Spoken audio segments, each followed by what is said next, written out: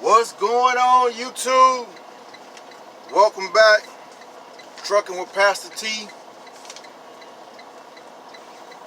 Like I said, I plan on being more active on this channel again, based on the experience that I had, how God showed me what He gave me this channel for. So, about to get on this road, then I jump right into the video. Just bear with me 1 second. Let me get up to speed.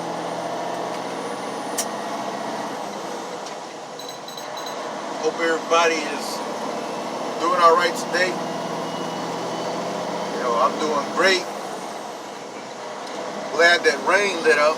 I took this opportunity to jump on real quick in between these showers. We've been having some real heavy rain showers all day. So I knew I wanted to make a video before week's end. So I just figured what better time than the present. But what I want to talk about real quick is, and it's kind of a hot topic right now amongst drivers, but right now with this pandemic, the opportunity to buy a truck is great right now, because you can get them at a cheap price. There's a surplus. There's almost, if you will, there's a surplus, if you will, of trucks right now. Different types, different models, different age groups, mileage, so on and so forth. Unfortunately, also you can find some pretty new trucks at good prices because people have been unable to maintain them during this pandemic, because of work and so on. So I just want to jump on here real quick, and I think the consensus across the board is, if you're going to jump out here in the industry and get your own truck, you need to have a knowledge base about you in order to be successful. You need to understand the industry, if you want to be successful. You need to have some liquid cash. You need to have a reserve for maintenance. You need to have and maintenance could be anything: your tires, oil changes, windshield wipers, belts, starters, alternators, all of these things, especially buying a used truck. You look at 500,000 plus miles, you need to be finding out how much is a rebuild gonna cost me. Things like that. You need to know that. You need to have a reserve. So in the event when it does happen, not if it happens, but when it does happen, you can have it fixed and you can keep on rolling.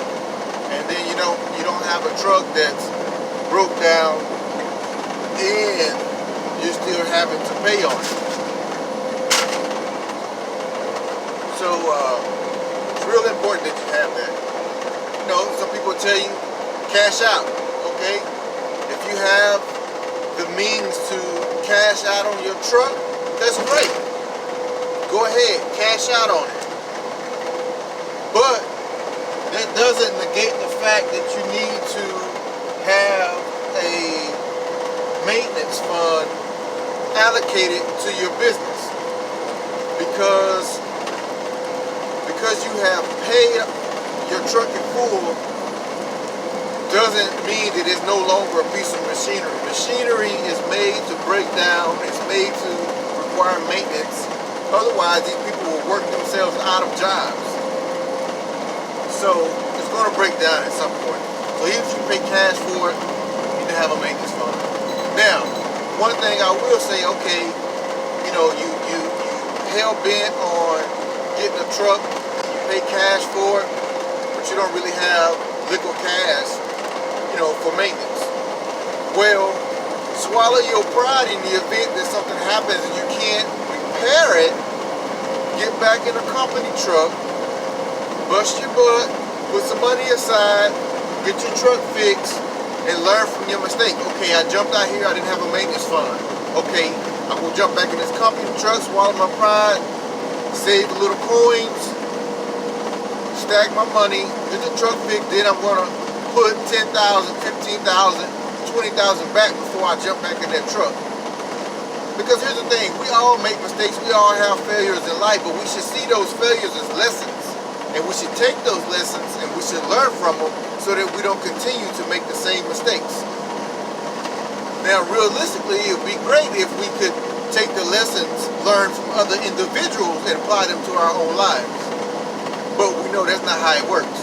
Because if that's the case, a lot of us would not have gone through the issues in life that we have because our parents and our uncles and our aunts try to tell us and forewarn us of certain things in life for the better, but we didn't listen. We had to go and try for ourselves. For instance, don't touch that stove, it's hot, it's gonna burn you. What we do? Stick our hand up there until we figure out for ourselves that joke is hot.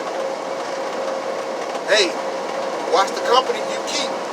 You don't have to do the act, but just the fact that you're there, the perception. You get out there with your boys hanging out, they get in some trouble, everybody hang out with them. Go down too. So we just naturally, we put ourselves in certain situations until we find out for ourselves what it is. And so, you know, it kind of is the same thing going to this business. People can tell you, you can watch videos, you can read books. People will tell you where some of the pitfalls are so that you can avoid those, but you still try to do it anyway. You know, so just like there's plenty of videos like this one that's telling you, if you want to get into this business, do your homework first. There's going to be still so many people who, I got the money, I'm going to go buy me a truck. You get out here and then you're not successful because you don't understand. So, now, I've been driving for 4 years. Never been over the road, I've always been local. So my knowledge base is not the same as someone who's been over the road dealing with different brokers and different things like that, or however it goes for a company guys. I don't know if you just deal with just one person or not, because I've never been over the road. But my knowledge base is very different. However, I did go and purchase a truck, but instead of going out there and getting my own authority, getting my own insurance and doing all of that and being solo, I chose to become an independent contractor and I leased my truck on with a company. Now, does that mean I don't need to have a maintenance fund? No, I still needed to have a maintenance fund because just because I'm leased onto a company, that doesn't mean my truck is going to break down. Will this company provide me maintenance and then I can pay them back through settlements? Yes, they do. But if I can alleviate having debt and having to pay somebody, why not do that? Why continue to put yourself in debt at the start of a business venture when you don't have to? Because you're only setting yourself up for failure. Because the first couple of years are the hardest. Even though I'm an independent contractor, my goal is to one day have my own authority and run my own loads. So with that being said, right now I'm trying to make as much startup capital as I can. So that way, when I get out there on my own and I have these brokers who don't want to work with new authorities for 30 days, 60 days, 90 days, 180 days, and I'm kind of struggling to get loads, I still got money set aside. See what I'm saying? So these are a lot of things that you kind of have to think about going into this. So, right, so I'm an independent contractor. And like I said, you still didn't have your maintenance fund. Now, what that does allow for me is the opportunity to see what it is to run this business from the office side of it, from the administrative side of it. Because I'm responsible for My insurance, they pay some, but I pay some. I have to keep my IFTA and all these different things. I have to keep those things up. I have to stay on top of that. I have to stay on top of my fuel. You know, I have to do certain things that's teaching me the part of the back office of this business, because this business isn't just a matter of buying a truck or, let me back up, getting your permit, learning how to drive, taking your test, passing, buying a truck, getting on the road and driving down the road, standing in between the yellow and white line. The business is so much more than that, you know. So I'm taking this time to learn the back office part of it, figure out what the taxes are, figure out where I can get tax breaks, different things like that. Who's going to provide the best insurance? Also, speaking of insurance, I know insurance, there's a whole thing going. I haven't read much into it as of yet, but it's something to look into. The insurance has already, or it's getting ready to almost double for commercial drivers. So, you know, here you are, buy a truck, jump out here, and you're not knowing that, and then you get slapped over the head with insurance. When if you'd have done your homework, you would have known that, and you could have either waited, or you could have tried to find a better insurance policy. So just food for thought. But being that I am a pastor, being that this is a spiritual-based channel, you know, I don't want to discourage anyone from following your dreams. Because if it's your dream to own you a truck, be it one truck operation, be it to build a small fleet or a mega fleet, hey, more power to you. Philippians tells us I can do all things through Christ who strengthens me. So if this is what you want to do, you can do it through Christ, as he gives you the strength to do this, as he gives you the knowledge base. But one thing I do know, in Proverbs, God tells us wisdom is the principal thing. That's what he tells us. Wisdom is the principal thing. So therefore we need to get wisdom. And with all of thy getting, need to get an understanding. That's what I was just talking about. You got to get an understanding of this industry. You have to understand how it works, the ins and outs, right? So back to that wisdom piece. God gives us wisdom. So that wisdom, that means, hey, okay, this is an industry I don't know anything about.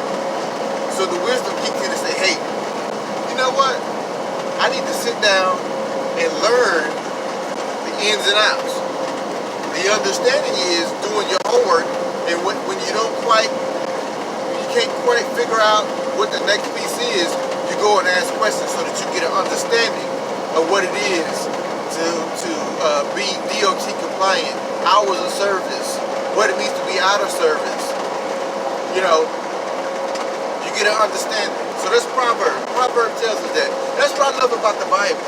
Everything that we need to be successful in life, successful in relationships, successful in business endeavors, we can find it all in the Bible.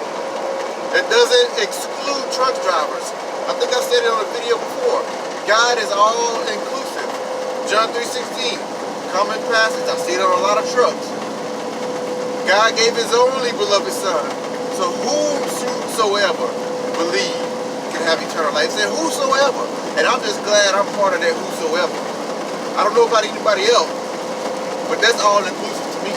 Whosoever. That doesn't mean black, white, Hispanic, Colombian, Puerto Rican, Dominican, African, Asian. It doesn't exclude anybody. It includes everybody by saying whosoever. That means it doesn't matter who you are, man, woman, boy, girl. So I love that. So make sure that you're applying wisdom when you're preparing to go out here and get this truck. You know, wisdom tells you, okay, this truck is a 2016. they only want 20,000 for it. Man, I need to get some understanding on why they only want 20,000 for it. What's going on with it? Is it high miles? Does it have issues with the DEF system? You know, is there issue with the compression?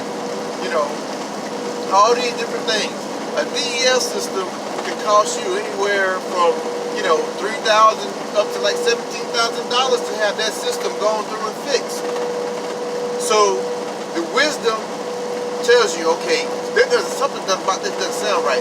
Usually, something that sounds too good to be true, it normally is. So the understanding is like, hey, let me figure out what's going on the back end of this. All right.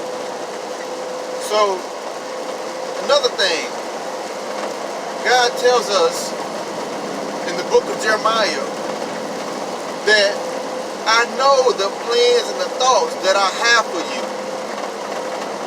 That means he already knows. He's already predestined what he has for you in life. So therefore, what's for you is going to be for you. No man can take that away from you. When one door closes, God opens another. So if it's for you to get into this industry, if God has already predestined that, then it's going to happen. God says in the rest of that verse, plans for peace and well-being and not of disaster, to give you a future and hope. See, God wants his people to be prosperous. He wants us to be business-minded. He wants us to be successful.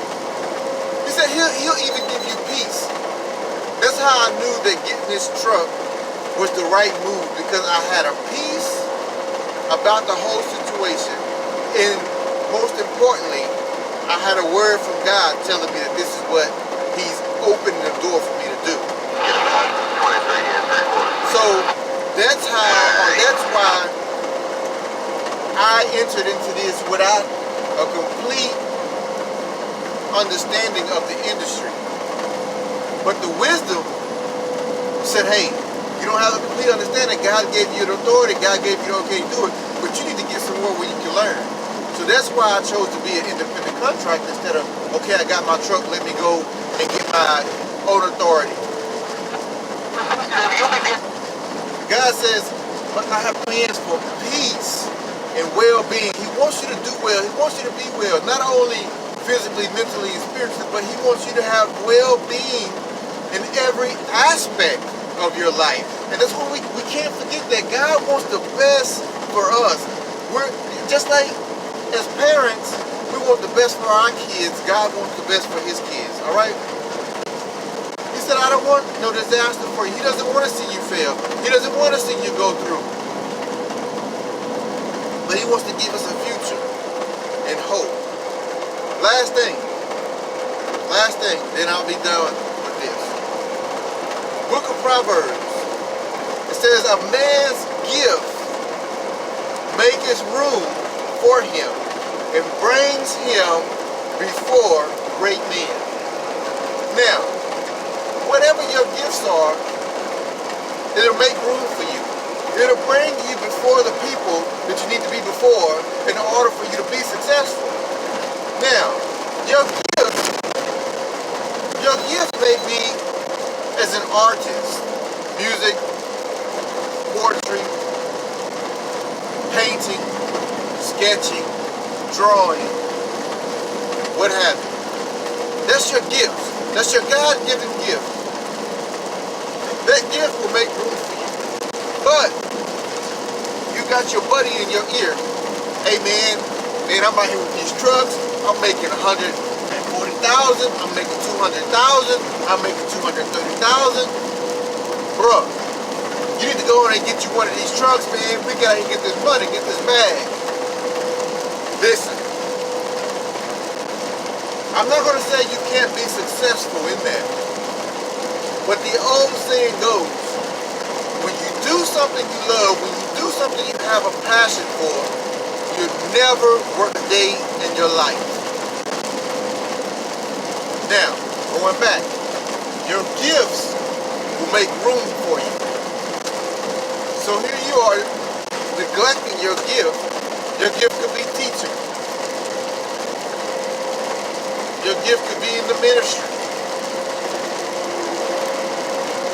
Your gift could be as a chemist, a doctor, a nurse, caring for people. But here you are chasing the money. Idol gods. God said you cannot serve money in man. You can't serve money in giving money. Alright. So be careful what you're putting over your gift, because what's for you will be for you. If it's meant for you to have a trucking business and you're following what God has for you and you're working and you're gifting and your desires are lining up with the desires of God, He will bless you to have that trucking business. And you won't have to put your gifting aside. You won't have to put aside the things that you truly love and you want to do. Because God will put you in front of men, great men, and they will teach you, they will show you how to get into the business, and you can have a successful business and you never have to set foot in a truck. This rain is picking back up. I've been on here long enough. If this has helped you in any way, please hit the like button, comment, share, and consider subscribing to the channel. Thank you all who are already subscribed, who are supporting me. Pastor T out. I really appreciate you guys for rocking.